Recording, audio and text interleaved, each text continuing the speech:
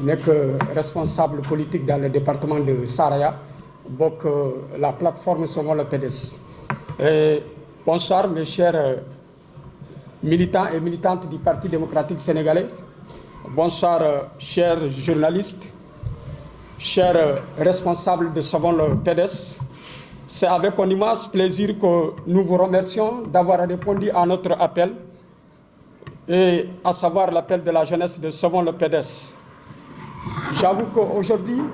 l'ensemble des jeunes de Sauvons le PDS apportent leur soutien indéfectible à leur candidat Karim Meïssa Wade et au secrétaire général, le président Abdoulaye Wade, mais aussi à nos députés du Parti démocratique sénégalais ou de la coalition de notre parti. Aujourd'hui, au Sénégal comme partout d'ailleurs, les démocrates de ce monde s'interrogent sur l'élimination du président Karim Meïssa Wade. Comment on juge pour empêcher une partie de l'opinion s'exprimer? Éliminons Karim Meïssa Wade, c'est éliminer une bonne partie de l'électorat sénégalais. Mais éliminer Karim Meïssa Wade, c'est vouloir semer les germes de la division de l'unité nationale. Mes chers militants et militantes du Parti démocratique sénégalais, nous appelons à la mobilisation pour faire face à cette forfaiture contre notre candidat, le président Karim Meïssa Wade. Car il a été toujours dit que le juge ne doit jamais se comporter comme un législateur, mais plutôt comme quelqu'un qui rend la justice au nom du peuple. C'est pourquoi nous, jeunes du Parti démocratique sénégalais, membres de Sauvons le PDS, nous exigeons à ce que notre candidat, le président Karim Meïssa Wade, soit réintégré sur la liste des candidats à l'élection présidentielle 2024. Mes chers frères et sœurs, mes chers responsables du Parti démocratique sénégalais, c'est l'heure de la mobilisation. La mobilisation aujourd'hui, plus que jamais, le président Karim Meïssa Wade a besoin de l'ensemble des Sénégalais, des partisans de son parti, pour que ce qui se passe aujourd'hui dans ce Sénégal, en tout cas, soit corrigé. L'injustice dont il a fait subir depuis 2019 jusqu'à nos jours. Mes chers militants et militantes du Parti démocratique sénégalais, ce que nous pouvons dire aussi, qu'aujourd'hui, les juges doivent savoir que la première vertu du juge, c'est la prudence. Malheureusement, les juges n'ont pas fait preuve de prudence dans l'affaire Karim Meïssa Wade. Il a été toujours dit qu'en matière de justice, que l'importance est qu'il faut rendre la justice au nom du peuple et que cette justice est conçue par des textes et que le texte, pour l'appliquer, il faut d'abord l'esprit et la lettre. Mais malheureusement, ce qui a été dans le cadre de Karim Meïssa Wade, le texte, c'est la lettre du texte qui a été appliquée et non l'esprit de la lettre. Vouloir écarter Karim Meïssa Wade est antidémocratique. Nous constatons qu'ils veulent l'éliminer par des arguties juridiques et non par des arguments juridiques. Pourtant, les juges ont eu l'occasion d'être pédagogiques, mais malheureusement, ils ont préféré d'être démagogiques. Au lieu que le juge applique l'esprit et la lettre, comme je l'ai tantôt dit, ils ont préféré appliquer la lettre du texte. Et comme disait Jean-Jacques Rousseau, la démocratie, ce n'est pas la lettre du texte, mais la pratique. Et s'il y a aujourd'hui conflit entre la lettre et l'esprit, c'est l'esprit qui remporte sur la lettre. Alors le juge doit appliquer l'esprit de la lettre et réintégrer le président Karim Meïssa Wade sur la liste des candidats. C'est face à tous ces manquements graves qui risquent de plonger le Sénégal dans un lendemain incertain que nous, jeunes membres de Sauvons le PDS, demandons la dissolution immédiate du Conseil constitutionnel. Cela pour éviter une sélection afin d'aller vers une élection, car on a besoin d'une élection et non une élection. C'est pourquoi les gens de Sauvons le PDS exigent à ce que le président Karim Meïssa Wade soit réintégré sur la liste des candidats au stade du 25 février. Donc, nous vous remercions. Vive le PDS, vive les jeunes du parti de Sauvons le PDS, vive la démocratie sénégalaise, vive le président Karim Meïssa Wade. Je vous remercie.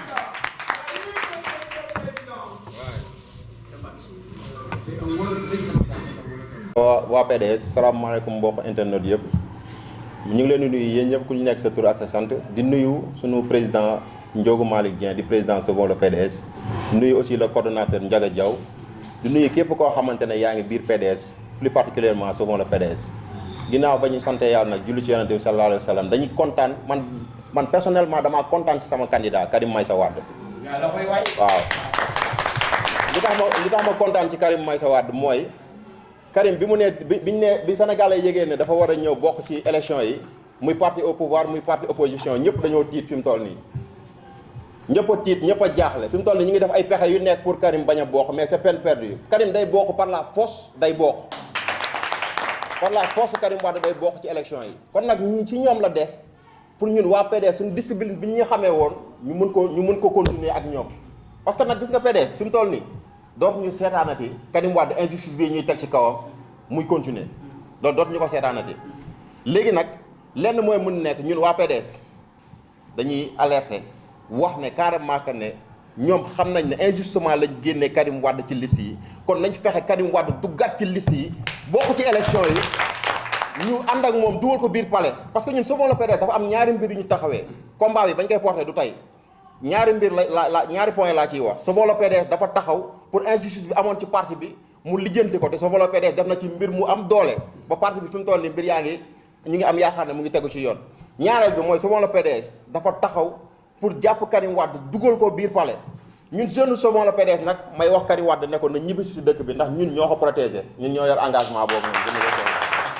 ñun instant bii nii na xelam dal ndax bu ñëwee dinañ ko protéger dinañ ànd ak moom campagne dinañ ko dugal biir palais incha allah rabi ndax loolu kese moo nekk suñu taxawaay kon nag duñ ci sori. ñu tas conseil bu fekkee ne conseil constitutionnel li ñu leen di waxal ñoom ñoo ko def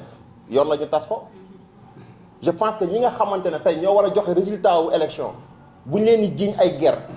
te ay preuve yu mel noonu génn waxuma nag gis nañ preuve de bu preuve yi génnee conseil constitutionnel boobu dañ ko war a tas dañ ko war a dissoudre loolu moom amul sax ay xel dem te ñëw loolu muy ñi bokk ci élection yi ñi nga xam ne ñu ngi ci liste bi ak ñi nekkul ci liste bi ñëpp a war a taxaw ne conseil constitutionnel dañ ko tas ndax ñoom ci erreur la ñuy dem su boobaa parce que ki war a àttekat bu ñu koy jiiñ guerre loolu c'est à revoir kon question boobu moom su ma la ciy tontu loolu laa la ciy tontu quoi conseil constitutionnel bi nañ xoolaat seen taxawaay Karim Wade sénégalais yi ko bëggal seen bopp Karim Wade sénégalais yi mooy espoir de la jeunesse tey Karim Wade ñëwam ci réew mi dina tax jeunes yi dootuñu jëlati gaal dem génn dëkk bi ñëwam ci réew mi dina tax stabilité am ci réew mi ñëwam ci réew mi aussi tamit dina tax sénégalais yi lañ doon souffrance bañ doon dund mu jeex kon Karim 2024 jusqu'à waaw Karim 2024 bii nii ñun ak ñoom ba biir palais loolu moom du pouvoir du opposition du kenn ku ñu ko mën a tere def man Cheikh Mbacké la maa ngi nekk chargé des élections commune Tivaouane Peulh Niaga. na ñëw Karim day ñëw. Karim day ñëw Karim Wade. ñun jeune Sauvons le PDS waxoon naa ko te dama koy réitéré waat ñun jeune Sauvons le PDS ñun ñoo yor kaaraangewu Karim Wade nañ ñëw ñu ànd ak moom dugal ko biir palais. J'ai l'honneur d'être ici devant vous. Avant tout, nous saluons les initiateurs de Sauvons le PDS, à l'occurrence le président Ndiogou Malick Dieng, le coordonnateur Ndiaga Diaw et le chargé des structures Bassirou Ndiaye et notre président, le professeur Sayer Gueye. Les jeunes du Sauvons le PDS réaffirment leur engagement indéfectible au Parti démocratique sénégalais, sa fidélité à son secrétaire général national, Maître Abdoulaye Wade, et à son frère candidat Karim Meïssa Wade. La fédération appelle à la mobilisation et à la résistance face à l'épreuve. L'épreuve est certes dure à supporter, mais insurmontable. Militants et sympathisants, restons solidaires pour être une force de frappe le moment opportun. Soyez rassurés, les rudes années de sacrifices consentis ne seront jamais vaines. Le Conseil constitutionnel a porté un coup bas à notre démocratie par ricochet à notre candidat Karim Meïssa Wade, au peuple tout court. La décision inique, tendancieuse, partisane, très orientée par le Conseil constitutionnel n'était motivée que pour la disqualification du candidat Karim Meïssa Wade. Chers frères et sœurs, nous devons rester sereins. La décision du Conseil constitutionnel du samedi 20 janvier 2024 restera dans les annales de justice par les relents de complot. Mais d'une manière ou d'une autre, le PDS va basculer de tout son poids dans cette élection du 25 février 2024. Vive le président Karim Meïssa Wade. Vive la jeunesse libérale.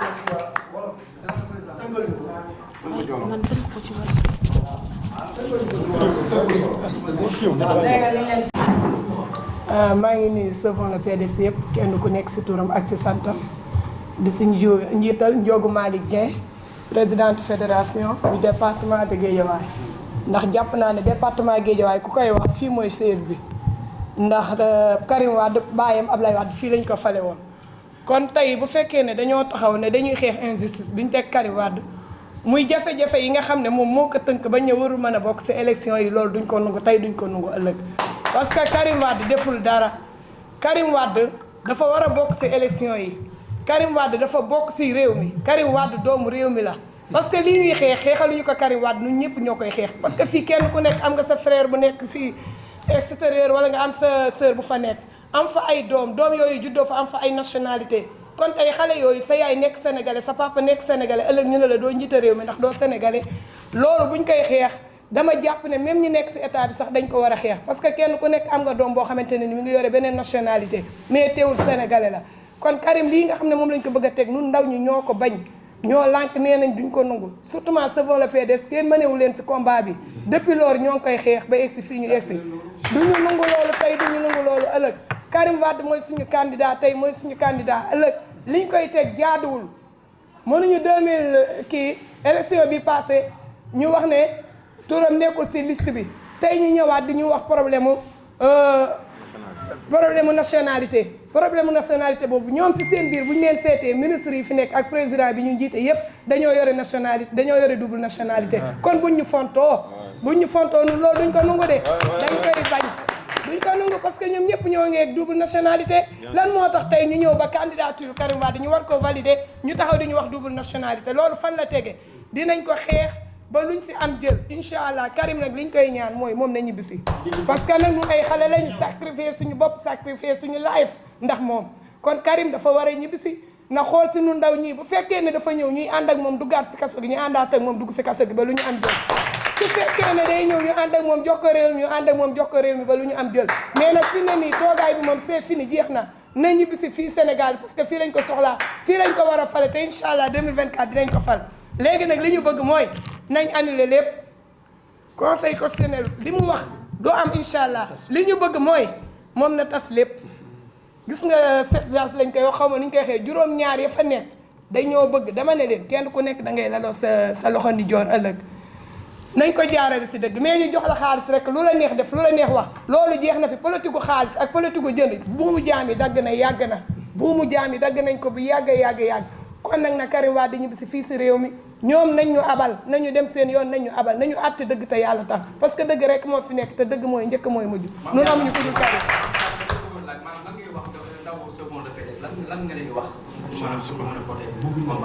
waaw ñoom ay jàmbaar lañu parce que Savons le PDS yaakaar naa ne yàggul a judd mais sauvé na parti bi moo sauvé parti bi parce que bi parti bi demee ba benn nit jiite ko ñu koy tuddee Saliou Dieng tey Saliou Dieng pouvoiram bu daanoo rek Savons le PDS ñoo taxawaay bu am solo parce que demoon na ba bëgg a yàq parti bi ndax mouvement boppam la yore bëgg koo jógal ku nekk xam na ne Saliou Dieng doomu PS la ku nekk xam na ne Saliou Dieng Tanor mooy baayam parce que foofu la papaam nekk yaayam nekk APR kon kooku bu fekkee ne nee na day sauver PDS loolu mënul nekk Savons le PDS dañ leen di mentionné macha allah parce que seen taxawaay rafet na tax na am nañu détermination parce que li nga xam ne moom lañ doon xeex gën ko mën a si combat yi suñ borom jàppale nañ leen si ba am nañ si réussite macha allah.